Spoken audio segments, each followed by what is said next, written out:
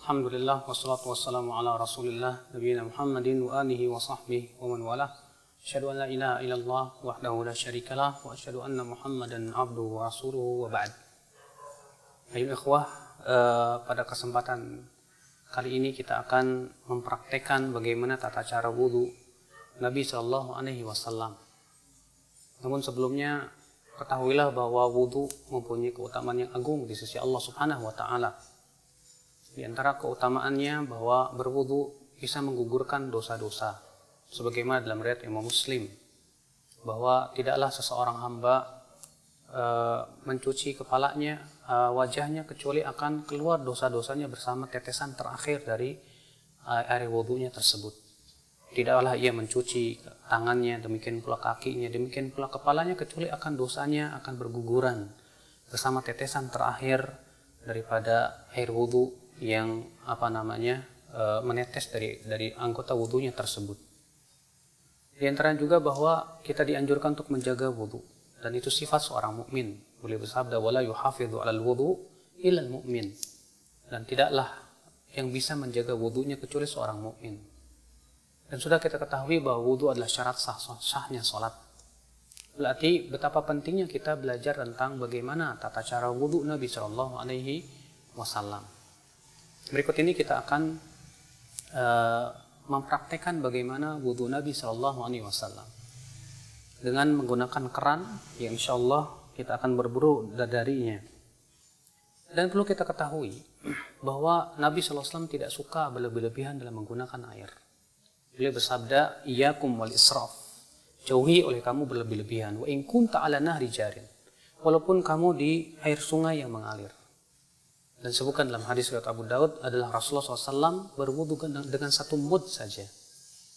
Maka dari itu kita jangan sampai masuk ayat innal mubadzirina kanu ikhwana syayatin. Sesungguhnya orang-orang yang mubadzir itu, yang berlebihan itu termasuk teman-temannya syaitan.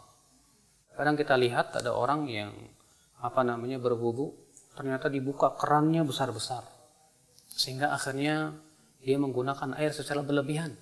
Dan itu sendiri termasuk dosa. Karena itu termasuk mubadzir, sikap mubadzir itu tidak disukai oleh Allah Subhanahu wa taala. Yang pertama kita akan lakukan yaitu membaca bismillah. Karena membaca bismillah adalah merupakan perkara yang dilakukan oleh Nabi sallallahu alaihi wasallam. Namun para ulama memang berbeda pendapat. Apakah bismillah itu rukun ataukah ia hanya sunnah saja? Ya, Rasulullah bersabda, la salata liman la wudu'a lahu wala wudu'a liman lam yadhkur ismallahi alaih. Tidak sah salat bagi mereka yang tidak ada wudu, dan tidak sah wudu bagi mereka yang tidak menyebut nama Allah. Kita ucapkan bismillah.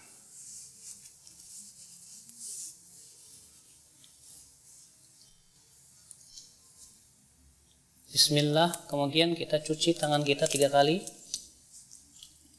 Karena Nabi SAW mencuci tangannya 3 kali, sebagaimana dalam hadis Utsman, hadis Abdullah bin Zaid.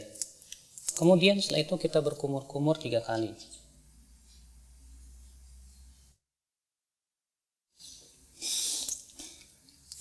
Ketika berkumur-kumur, kita ambil satu telapak tangan, kemudian kita masukkan air ke mulut, lalu ke hidung sekaligus. Lalu kita keluarkan dengan tangan kiri kita.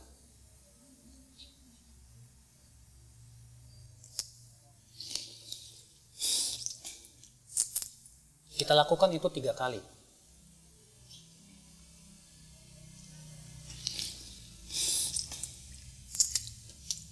Setelah itu kita akan mencuci wajah.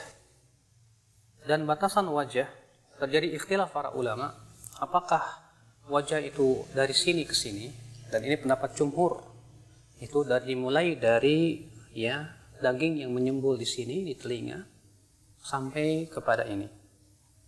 Sebagian ulama mengatakan bahwa wajah itu masuk padanya bagian kuping, bagian depan. Dan ini diriwayatkan dari Ali bin Abi Thalib. Adalah Ali bin Abi Thalib ketika mencuci wajah, beliau mencuci bagian depan telinganya. Ya.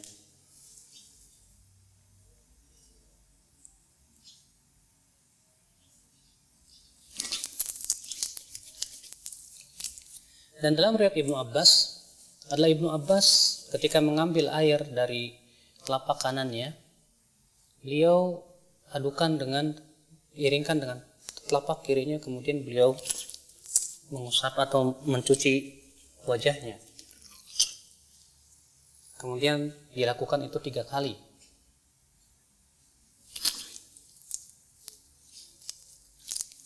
Dan dalam riwayat Ali bin Abi Thalib, adalah Ali bin Abi Thalib setelah berwudu, yaitu mencuci wajah, beliau mengambil segenggam air, lalu kemudian diguyurkannya di ubun-ubunnya dan dibiarkan ia mengalir ke bawah. Dan ini termasuk sunnah Nabi SAW yang banyak ditinggalkan oleh manusia. Kemudian setelah itu kita mencuci tangan sampai siku-siku juga. Kita ambil dengan tangan kanan, lalu kemudian kita cuci sampai siku-siku. Dan jangan lupa untuk menyela-nyelai tangan, karena Nabi SAW memerintahkan untuk menyela-nyelai jari jemari tangan dan jari jemari kaki. Dan kita lakukan ini juga 3 kali.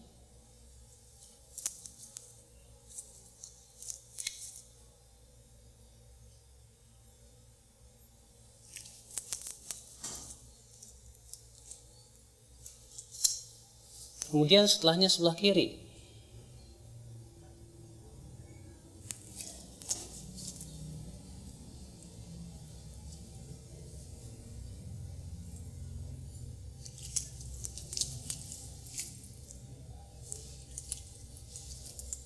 Setelah kita mencuci tangan, maka kita ambil air segenggam, kemudian kita mengusap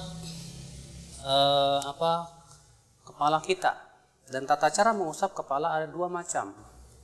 Yang pertama yaitu mengusap dari arah depan, kemudian kita seret sampai ke tengkuk, kemudian kita kembalikan lagi ke depan. Begini. Kemudian kita kembalikan lagi ke depan. Lalu kemudian kita masukkan jari kita ke dalam telinga, lalu kita usap bagian belakangnya. Seperti ini. Karena Rasulullah mengatakan al-udhunan minar ra's. 2 telinga itu bagian daripada kepala. Jadi ini cara yang pertama, itu dari arah depan. Kita kemudian tarik ke mana? Ke tengkuk. Kemudian kita kembalikan lagi ke bawah, ke depan. Kemudian kita masukkan, lalu kita usap bagian luar telinga. Ini cara yang pertama. Adapun cara yang kedua, itu yang disebutkan dalam hadis riwayat Abu Daud juga dari hadis Rubai', bahwa adalah Rasulullah SAW mengusap kepalanya wala yughayyir min sya'ri syai'an. Beliau tidak merubah bentuk rambutnya sama sekali. Ditafsirkan oleh para ulama, yaitu mengusap rambutnya mengikuti alur rambut sehingga tidak merubah. Sebab kalau kita mulai dari depan seperti ini kemudian ke belakang, tentu rambutnya akan acak-acakan. Tapi Rasulullah SAW pernah melakukan supaya rambutnya tidak acak-acakan, itu dengan cara apa? Beliau mengikuti alur rambut, ya, dan mengusapnya hanya sekali saja.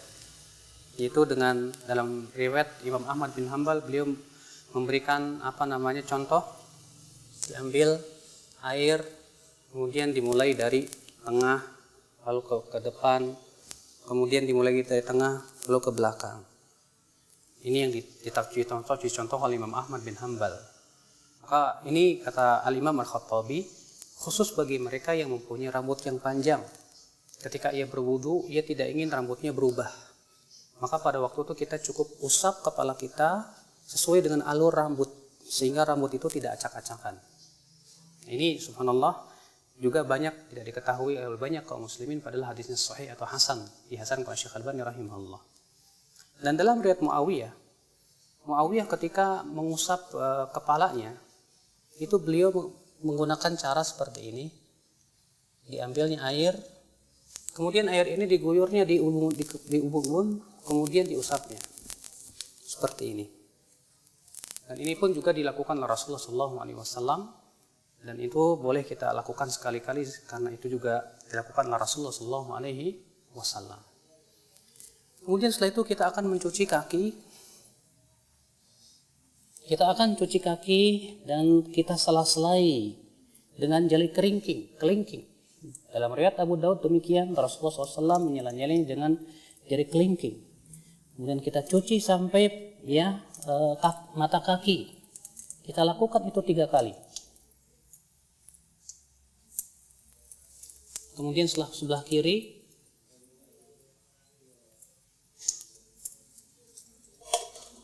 kita lakukan itu 3 kali.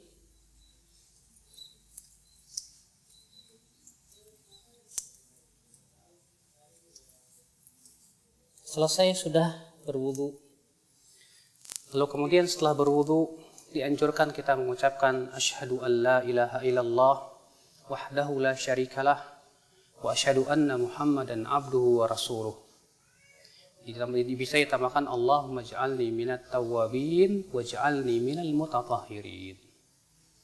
Dan disebutkan dalam riwayat Tirmidzi, Rasulullah SAW juga mengajarkan doa lain. Ya, setelah wudu, yaitu subhanakallahumma bihamdik asyhadu an la ilaha illa anta astaghfiruka wa atubu ilaik.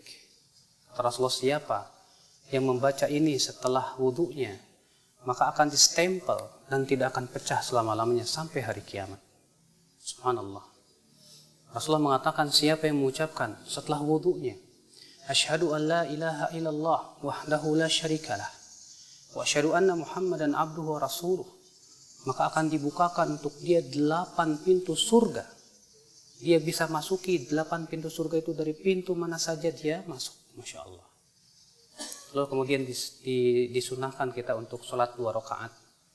Disebutkan dalam hadis Bilal, Rasulullah bersabda, ya Bilal, bima sabaqtani ilal jannah, dengan apa engkau mendahuluiku ke dalam surga.